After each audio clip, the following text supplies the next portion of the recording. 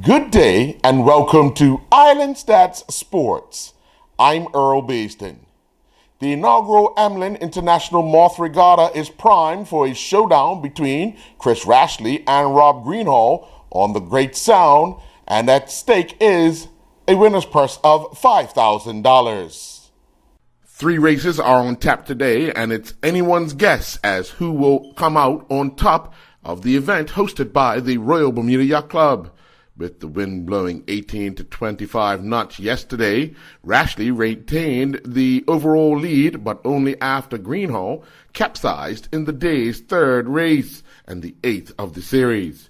Greenhall had opened a 2-point lead in the overall standings after placing 1st and 2nd in the day's first 2 races, to Rashley's 2nd and 3rd. In the 3rd race, Greenhall found himself out of control after the end fitted on the push rod controlling the main foil broke. Chris Draper of SoftBank Team Japan had been the top-scoring America's Cup sailor in the fleet, but after dropping to 5th yesterday, that honor now belongs to Paul Goodison of Artemis Racing. Goodison, who was 3rd at the European Championships last summer, placed 3rd, 1st, and 3rd yesterday, and now holds 3rd overall, 11 points behind Rashley. Today's forecast is calling for 10 to 15 knot winds from the northeast, which should be ideal for another Rashley-Greenhall showdown. Staying with sailing news, Team New Zealand are firmly in the chase mode in the development race for the next America's Cup, but skipper Glenn Ashby believes they will fast make up ground on their rivals, reports the New Zealand Herald. Kiwi Syndicate yesterday morning launched the first of their America's Cup test boats from their new base in Silo Park on the Auckland waterfront, kicking off their summer sailing program. Candidates for Team Bermuda in the next Red Bull Youth America's Cup will have an extensive 1-week training camp.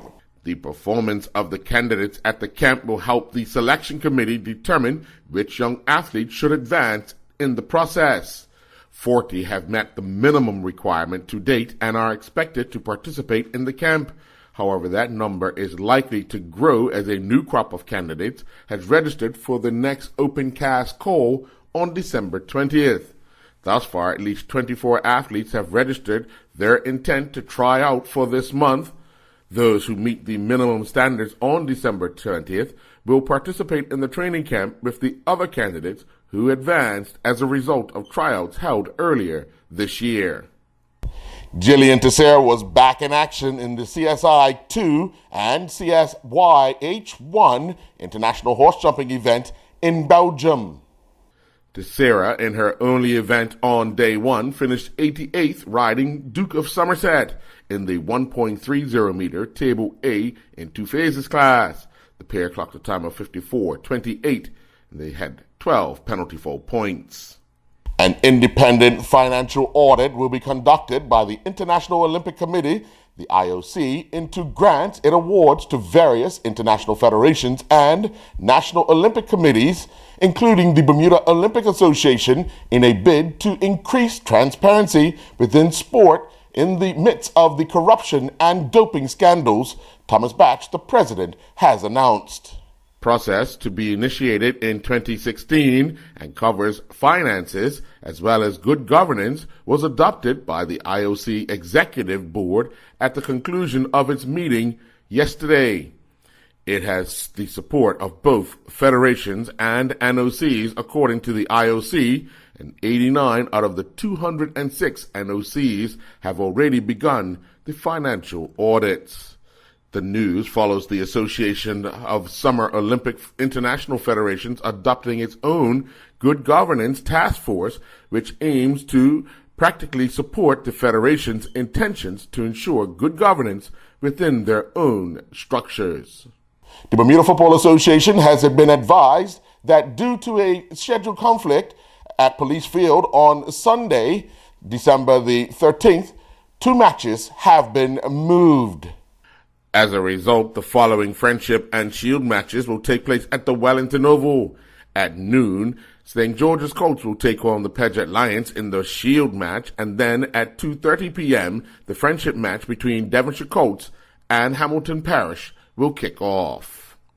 Meanwhile, Bermuda's future footballers, both male and female, will take center stage at the National Sports Center later today and tomorrow as the Bermuda School Sports Federation's knockout semifinals and finals take place. At 2:30 p.m., the primary school girls semifinals will take place with Elliott Primary taking on Salters Grammar School, while BHS will take on West End Primary. Also at 2:30 p.m., the under-13 boys will feature Salters Grammar against Sands Secondary Middle School. Delwood Middle School will take on Whitney at the BFA Field, also at 2:30 p.m. At 4 p.m., T.N. Tatum will take on BHS in the middle school girls semifinal. In the other middle school girls semifinal, Salters will take on Whitney. Also at 4 p.m., the over 13 boys will see Salters and T.N. Tatum take to the field, while the Whitney Institute and Senn Secondary Middle School will take to the BFA Field for a 4 p.m. kickoff. At 5:30, it'll be the primary school boys semifinals at the National Sports Center with St. George's Prep taking on Summersfield Academy. Also at 5:30, it will be Salters taking on West Pembroke. At 5:30, the senior school girls, Northfield, will see Salters take on Berkeley, while at the BFA Field, Cedar Bridge Academy will take on BHS. At 7 p.m., in the senior school boys over 16 semifinals, Cedar Bridge Academy will take on Salters, and Berkeley will take on Warwick Academy. Bermuda had a full weekend of swimming with Ashley Yearwood competing for Denison University, Julian Fletcher and Rebecca Halliger competing at the U.S. Winter Nationals, and in Bermuda there was the 3 days of the Winter Age Group Championships. Islandstats.com asked Olympian Roy Allen Birch his thoughts on Bermuda swimming and his very own recovery progress. Birch is quoted as saying, "The future of Bermuda swimming looks great. Bermuda has never had a problem producing great youngsters who have made an early impact on the sport.